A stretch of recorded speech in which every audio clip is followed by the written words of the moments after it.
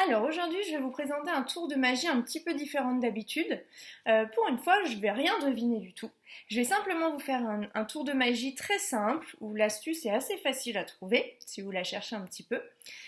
Et donc le but après, ce serait que vous puissiez la refaire éventuellement à la maison. Alors pour faire ce tour de magie, vous allez avoir besoin de cartes et puis ensuite je vais vous raconter une petite histoire. Alors, juste avant de démarrer, ce tour de magie, c'est pas moi qui l'ai inventé, c'est Jason qui nous l'a montré en 4 heures, il y a quelques semaines, quelques mois maintenant de ça. Et donc voilà, son tour m'a beaucoup plu, donc j'ai cherché un petit peu comment pouvoir le refaire. Et puis, voilà, j'ai trouvé, je vais vous raconter ma petite histoire, donc c'est ma revisite du tour de magie de Jason. Alors, cette histoire, elle se passe en après-midi d'été. Un après-midi d'été où il faisait très très beau. Et un roi décida d'aller avec sa reine faire une promenade. La reine avait un peu peur de partir toute seule avec le roi, elle avait peur de se faire attaquer, et c'est pourquoi elle demanda à un chevalier et à un de ses valets de les accompagner.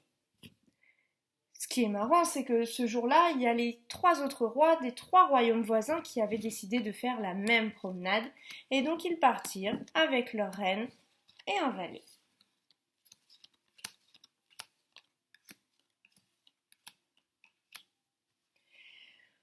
Donc nos rois des 4 royaumes se promenèrent comme ça toute l'après-midi, il faisait super beau, ils étaient bien à se promener comme ça, quand tout à coup, il y a un orage qui a éclaté. Cet orage, il était super violent. Il y avait des éclairs, du tonnerre, des trompes d'eau qui tombaient. Vite, vite, ils se rendirent tous dans une petite auberge et parlèrent avec l'aubergiste. Donc ils se retrouvèrent tous au même endroit. Ils voulaient passer la nuit dans cette auberge parce qu'ils ne pouvaient pas rentrer chacun dans leur royaume avec ce temps-là, avec cet orage qui tombait. Alors ils demandèrent à l'aubergiste s'il lui restait des chambres disponibles. L'aubergiste leur dit écoutez, il y a beaucoup de monde qui est venu se réfugier chez moi, ça va être compliqué de vous trouver de la place, vous êtes nombreux, il me reste 4 chambres, voilà. Et j'ai un problème, c'est qu'avec l'orage, on ne voit plus rien dans l'auberge. J'ai juste réussi à avoir des bougies pour allumer ici, là où je vous parle, mais dans les chambres, il n'y a pas de lumière. Donc vous allez être un petit peu embêtés pour y aller.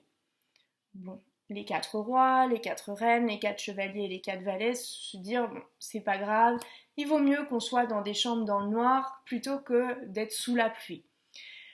Alors, tranquillement, ils allèrent se mettre dans les chambres sans vraiment savoir avec qui ils dormaient. Ils s'installèrent dans des chambres, mais voilà, le problème c'est que comme on n'y voyait rien, c'était un peu compliqué de savoir ce qui allait se passer.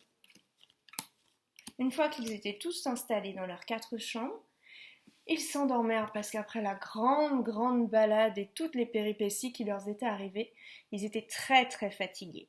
Donc ils se sont endormis, ils ont passé une bonne nuit de sommeil, et le matin en se réveillant, ils virent que l'orage était terminé.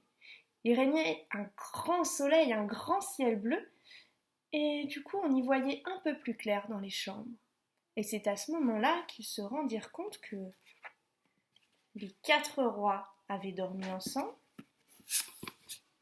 les 4 reines avaient dormi ensemble, les 4 chevaliers avaient dormi ensemble, et les 4 valets avaient dormi ensemble.